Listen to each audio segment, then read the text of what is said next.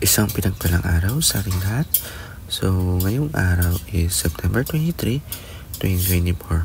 So, ngayon is dadako tayo sa ating panibagong series na tatalakayin natin para sa isang buong linggo. So, bago natin talakayan yung series natin yung araw is muli muna natin balikan yung naging series natin kapon or last time series para dun sa mga bago lang na tagapanood at tagapakinig ng ating devotion. So itong papiulan to, pero kayo po ay maaaring bumalik sa mga nakaraang video natin para balikan yung naging discussion natin. So yung series po natin na kayo natin last time is the power of humility. So itong series na to ay may tinalakay tayong topic kada isang araw na dadaan sa ating series na yun. Yung pagiging humility make us like Jesus Christ, kung ano nga ba yung true servants, pagiging effective leaders tayo. So kailangan natin humility or pagiging humility sa iba para magampanan yun and para sundin kung ano nga ba yung pinagkaloob sa atin ng Panginoong Jesucristo. So yung series talaga natin yung araw is the Lordship of Christ over all things. So itong series na to is meron tong every topic kada isang araw. So itong Lordship na to is yung parang pagka-Lordship, pinag-ilala natin ng Lord na siya ang Lord of all Lord, King of all King, na siya lang dapat yung susundin natin yung Lordship Christ over all things. Excuse me po, sorry. All things. Kumbaga, lahat ng bagay na nakikita natin dito, lahat ng tao, lahat na nakikita, siya ang Lord.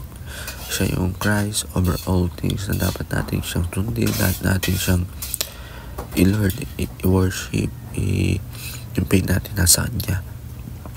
Kasi siya yung Lord, lahat ng gagawin natin sa alam niya. Kung wala siya, wala tayo. Kaya the Lordship all over things. So yung topic na talakay natin yung araw is Jesus claim all our existence. Lord ng existent.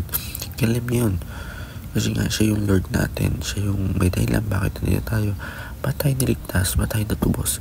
Siya yung Lord na pinadala niya yung isang anak niya, si Jesus Christ, para tubusin natin yung orayan niya si Jesus Christ. Siya Lord. Siya yung Lord natin. Siya Lord. Lord siya God. Pero bumaba siya, nagkatawang tao siya, diba?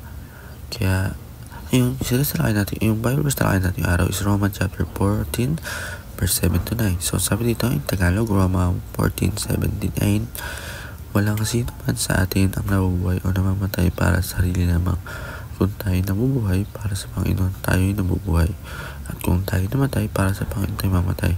Kaya mamuhay o mamatay tayo sa Panginoon sapagkat si Kristo'y namatay at muling nabuhay upang maging Panginoon ng mga patay at ng mga buhay. So walang sino man, sabi nga, walang sino man kung pinanganak tayo sa mundong ito, kahit mamatay tayo sa mundong ito is si Lord lang yung Panginoon natin.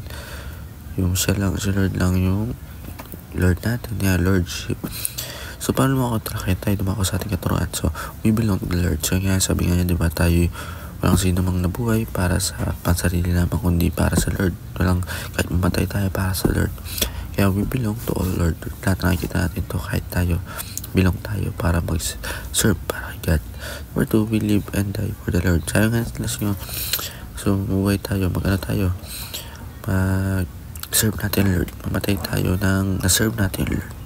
Sa last, we will be judged by the Lord. So, tumuhay tayo. So, wala tayong kasalanan, bibigyan tayo. Pero habang tumatagal tayo, na-influensya tayo ng mundong ito. Nasa atin yun, kung mag-serve tayo sa Lord or tataliwas tayo sa kagustuhan niya.